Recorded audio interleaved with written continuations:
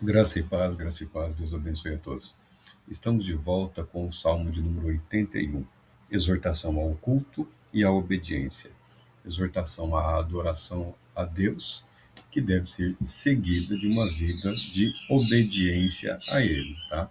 A expressão de adoração na forma do culto, na forma de reverência, ela, para ter um significado completo, implica numa disposição na vida de obediência a esse Deus. Então, a adoração sem a submissão, sem a obediência, ela é algo falho, ela é algo totalmente equivocado. O Salmo de número 81, ele inicia dizendo o seguinte: Cantai de júbilo a Deus, nossa força, celebrai o Deus de Jacó, ou o Deus de Israel. Salmodiai e fazei soar os pandeiros, tocai a lira e a harpa melodiosa. Fazei ressoar a trompa na lua nova, na lua cheia, no dia de nossa festa, porque é uma lei para Israel, um preceito do Deus de Jacó, uma regra que ele impôs a José quando saiu contra a terra do Egito. Ali ouvimos uma língua que não compreendimos. Ele declara: Tirei o fardo dos teus ombros e as tuas mãos ficaram livres dos cestos de carga. Quando clamaste na aflição, eu te libertei e eu te respondi. Oculto no trovão, provei-te junto às águas de Meribá. Escuta, povo meu, quero admoestar-te. Tomara que tu, Israel, me escutes. Não haja no meio de ti Deus estranho, não adorarás qualquer entidade diferente de mim. Eu sou o eterno teu Deus, que te fez subir da terra do Egito. Abre bem a tua boca e eu a satisfarei. Lemos aqui apenas os 10 primeiros versículos do Salmo de número 81. Esse salmo foi escrito aqui pela família de Asaf. De Asaf, ele tem o objetivo de convocar as pessoas ao culto verdadeiro e à vida de obediência a Deus. Não sabemos exatamente o que esses integrantes da família de Asaf estavam percebendo em meio às multidões que afluíam com uma regularidade ao templo para participarem do culto. Esse povo, ele é conhecido pela alegria, pela festividade, né? As formas de culto, de adoração, eram bastante alegres, bastante dinâmicas, principalmente esses percursos em direção ao templo. E isso é comum na maioria das religiões orientais. E isso também é bastante frequente nas manifestações religiosas do nosso povo brasileiro, que o povo brasileiro, de um modo geral, é um povo festivo, é um povo que gosta de celebrar, de comemorar, que gosta de expressar a sua alegria, incluindo nisso os aspectos da sua fé, da sua religiosidade e da sua espiritualidade. O contexto aqui que essa família está evidenciando, que um dos filhos aqui, ou netos já, de Asaf está evidenciando, é que há uma aparente superficialidade, tá?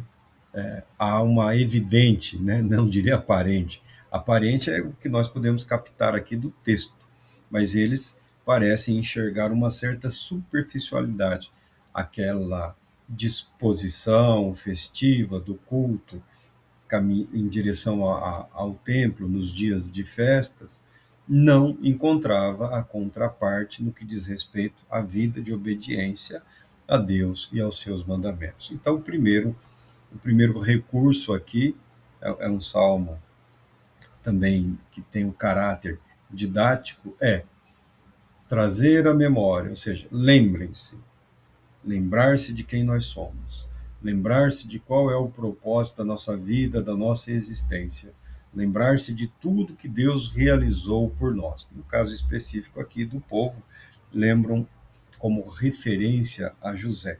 Uma das festas é a libertação do povo da escravidão na qual eles viveram no Egito. Então há uma citação. José ele representa aqui todo o povo e toda a nação. José é aquele que foi vendido como escravo, foi vendido pelos próprios irmãos. Se você parar para refletir um momento, você vê como Deus, como Deus se entrega ao seu plano de resgatar a humanidade, de salvar a humanidade, fazendo uso dos elementos disponíveis, do elemento humano, do elemento fragilizado, contaminado, corroído pelo pecado. Nós celebramos a história, vemos com alegria a história de José, que no Egito galgou lá uma posição de relevância, né? Como se fosse um vice-rei, um administrador geral do reino do Egito, mas ainda na condição de escravo. E, com o passar do tempo, dos anos, devido a uma grande seca, uma grande fome sobre toda aquela região que incluiu Canaã, ele pôde salvar e proteger toda a sua família. Mas o fato é que os irmãos venderam ali um irmão como escravo. Os irmãos de José o odiavam, tinham ciúmes dele, tinham uma espécie de inveja, porque ele era o protegido do pai, ele era o protegido de Jacó ou Israel, não importando como você o queira chamar. Uma família, hoje usam a palavra disfuncional, mas nós estamos aqui, alguns milhares de anos atrás, vendo que as famílias podem se desenvolver ou acabar chegando nesse ambiente de conflito, de intriga, de ódio, de revolta, evidenciando a natureza pecaminosa. José foi vendido como escravo porque os seus irmãos já haviam se tornado escravos do pecado.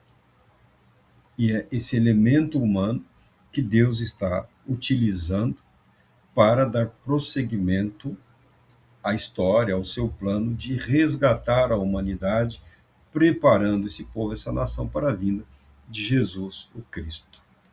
O salmista, inspirado, refletindo sobre a sua realidade, ele chega à conclusão de que nem sempre os fatos que envolvem as nossas vidas tinham que ocorrer daquela maneira.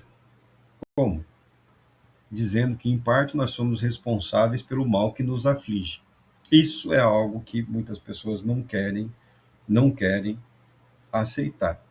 Isso é algo que algumas pessoas estão dispostas a rejeitar com extrema violência, sempre responsabilizando o outro, sempre responsabilizando o outro como se o outro fosse capaz de impedir as bênçãos de Deus sobre a sua vida. Não, é que ele não concorda comigo, por isso.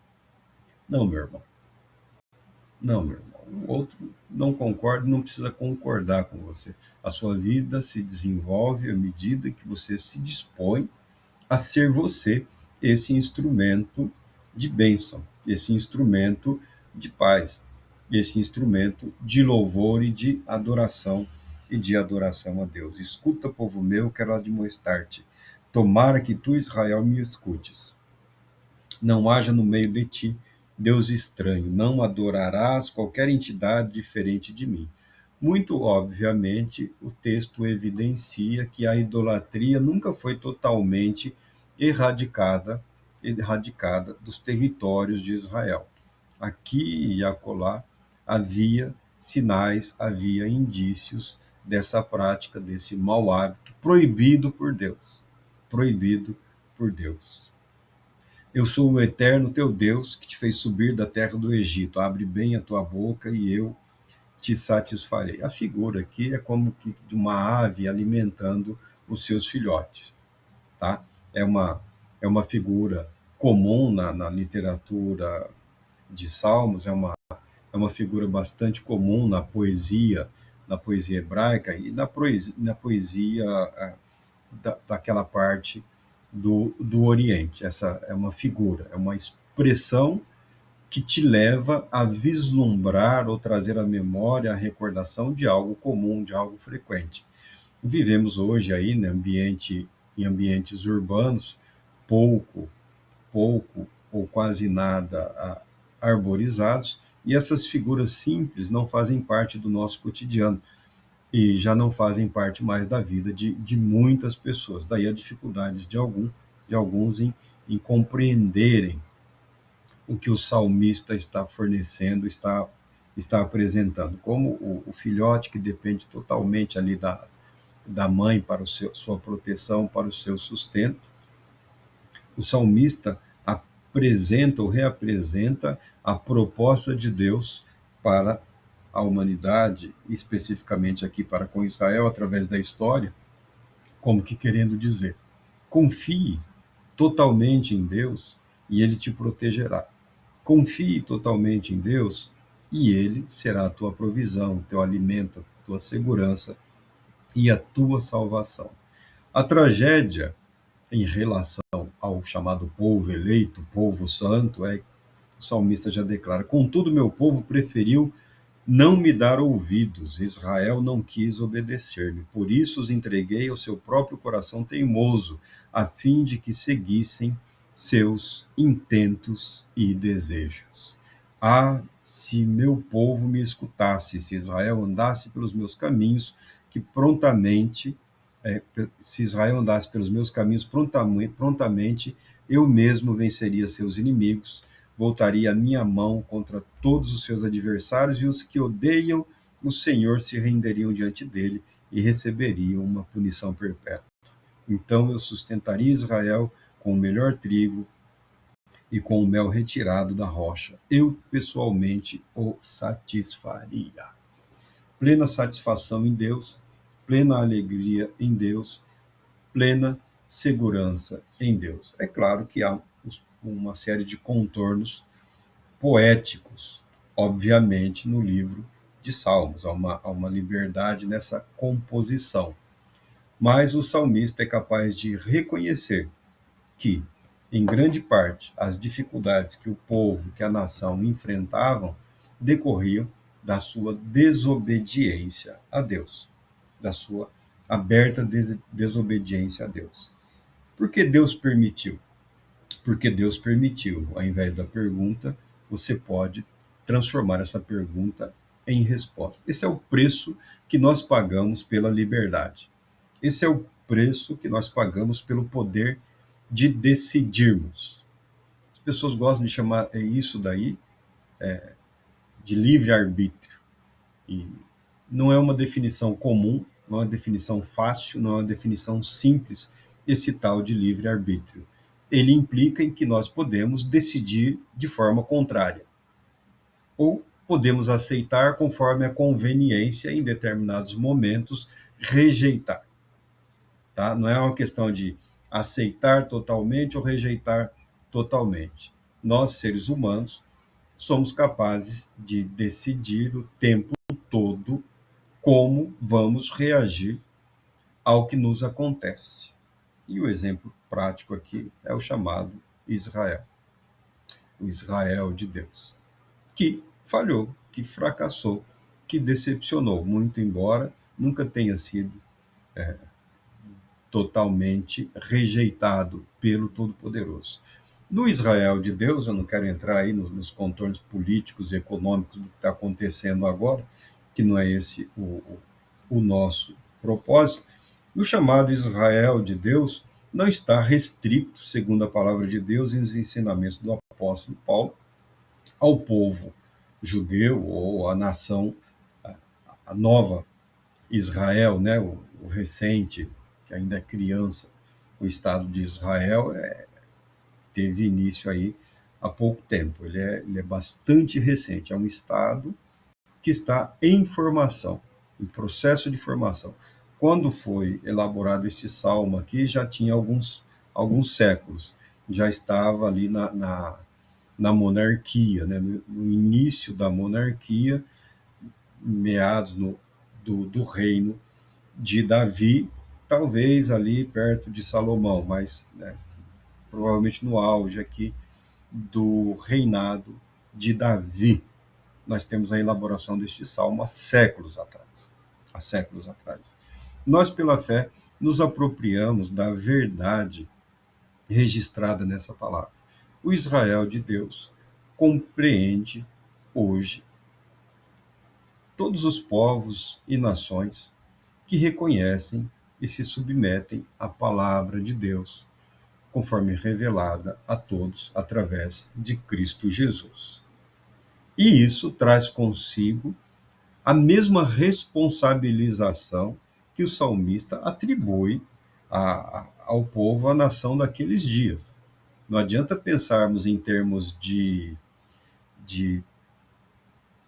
desenvolvimento histórico, aceitarmos o que nos convém, a promessa de salvação, de cuidado, a promessa de libertação, a promessa de, de ser transportado para o reino eterno de Deus em Cristo Jesus, como algo pertencentes a nós, cristãos. E a responsabilização pelo pecado, pela rebeldia, pela desobediência ou pela lentidão ou demora em obedecer a Deus, lançarmos isso sobre Israel. Não, não, é o pacote completo. O pacote é completo. A mesma censura que foi lançada de uma forma poética e profética ao povo, à nação de Israel naqueles dias, ela recai sobre nós cristãos. Ela recai sobre nós que também somos chamados ou convocados a sermos o Israel de Deus. É o ensino da Bíblia, é o ensino das Escrituras, é o apóstolo Paulo falando pelo Espírito Santo.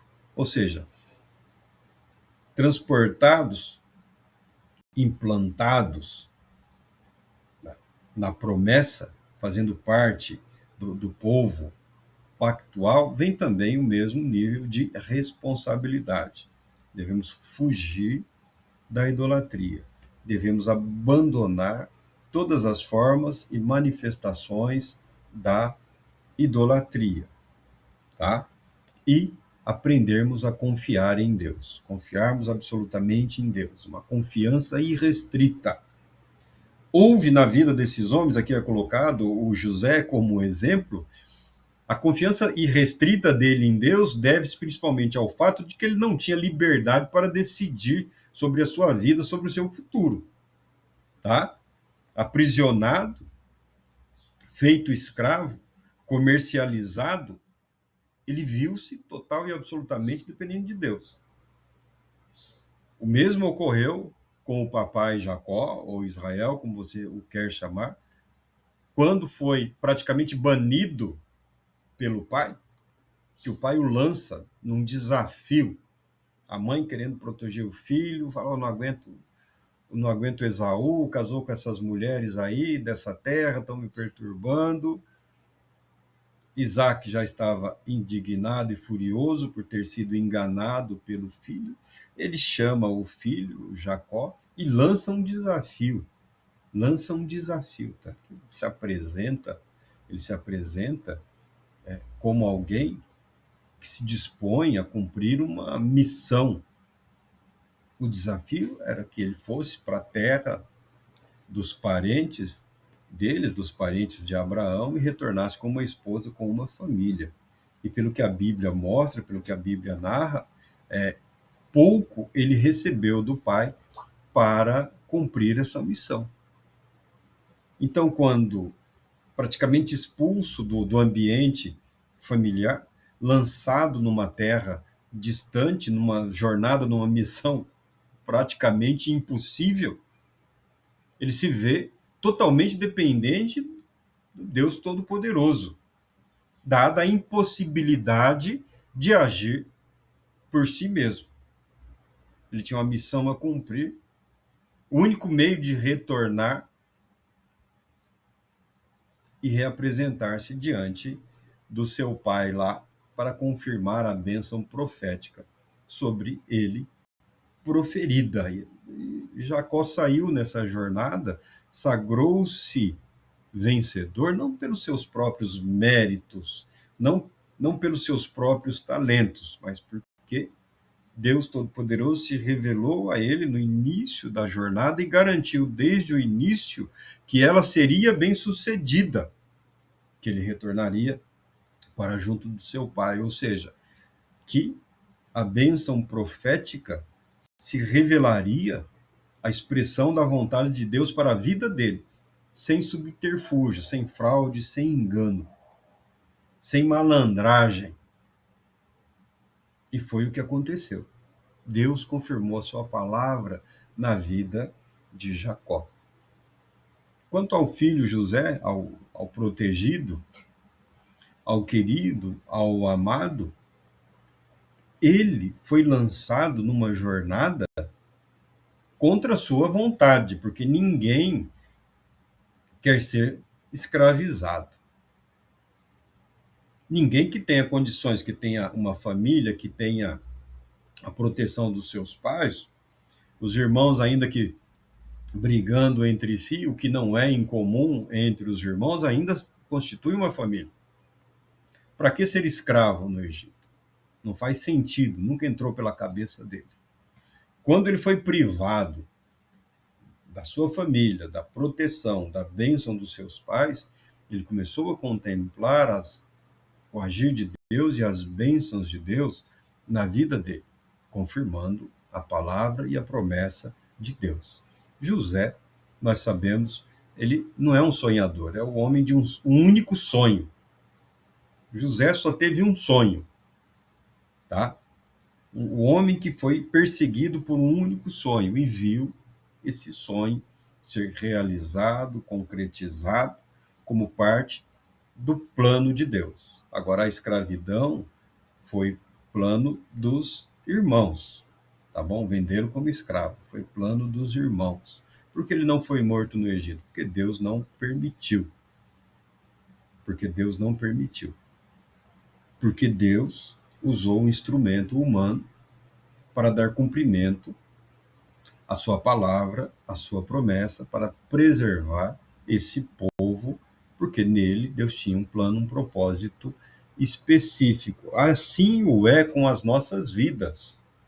Assim o foi com a vida de todos nós até aqui. Muitos dos eventos, dos acontecimentos, são em parte responsabilidade nossa. Parte da dor, do sofrimento, é responsabilidade nossa.